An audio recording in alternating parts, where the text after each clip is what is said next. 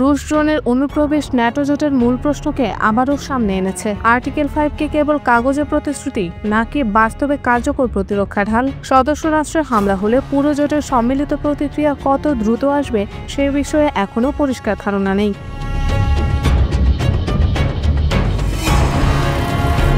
ন্যাটোর চুক্তি কাগজে যতই কঠোর হোক, বাস্তবে প্রতিক্রিয়ার ধরন নির্ভর করে প্রতিটি সদস্যের নিজস্ব সিদ্ধান্তের উপর। কেউ হয়তো সেনা পাঠাবে, কেউ শুধু অর্থনৈতিক নিষেধাজ্ঞা বা সামরিক সরঞ্জাম দেবে। তাই সম্মিলিত প্রতিরক্ষার অঙ্গীকার থাকলেও তার রূপ কতটা কঠিন হবে তা অনিশ্চিত।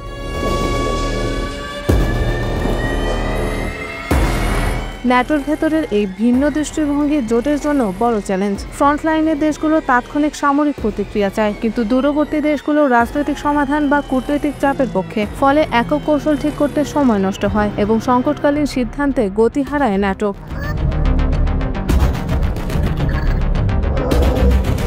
রাশিয়া এই দুর্বলতাকে পুরোপুরি কাজে লাগাচ্ছে। ইউক্রেনে হামলার পাশাপাশি মস্কো ন্যাটোর সীমান্তে ছোট ছোট উস্কানি দিচ্ছে, কখনো ড্রোন পাঠাচ্ছে, কখনো আকাশসীমা লঙ্ঘন করছে। সদস্য রাষ্ট্রগুলোর মধ্যে মতবিরোধ তৈরি করার উদ্দেশ্যেই এমন উস্কানি দিচ্ছে বলে ধারণা বিশ্লেষকদের। রুশ বাহিনীর আক্রমণে আক্রান্ত পোল্যান্ড, তবে জোটের কিছু দেশ বলছে এটা ভুলবশত আক্রমণ। এভাবে জোটের মধ্যে বিভাজন সৃষ্টির চেষ্টা করছে মস্কো।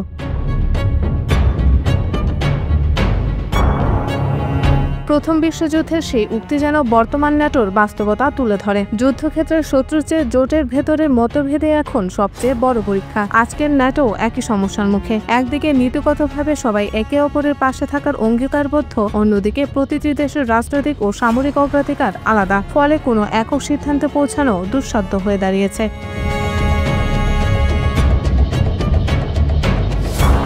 সাম্প্রতিক পোল্যান্ডের রুশ ড্রোন প্রবেশই তার প্রমাণ। ইউক্রেন লক্ষ্য করে ছোড়া রুশ ড্রোনের প্রায় 2 ডজন পোল্যান্ডে প্রবেশ করে। একই ঘটনার দুটি বিপরীত ব্যাখ্যা। পোল্যান্ড বলছে ইচ্ছাকৃত হামলা, ন্যাটোর বাকি অংশে কেউ কেউ বলছে ভুল পথের ড্রোন। এই মতভেদের সুযোগ নিয়ে রাশিয়া শুধু পোল্যান্ডকে নয়, ইউক্রেনকেও চাপে ফেলছে। ইউরোপের অনেক দেশ এখন আরো বেশি করে নিজেদের সীমান্ত সুরক্ষায় মন দিচ্ছে, যা কিয়েভের জন্য সহায়তা কমিয়ে দিতে পারে।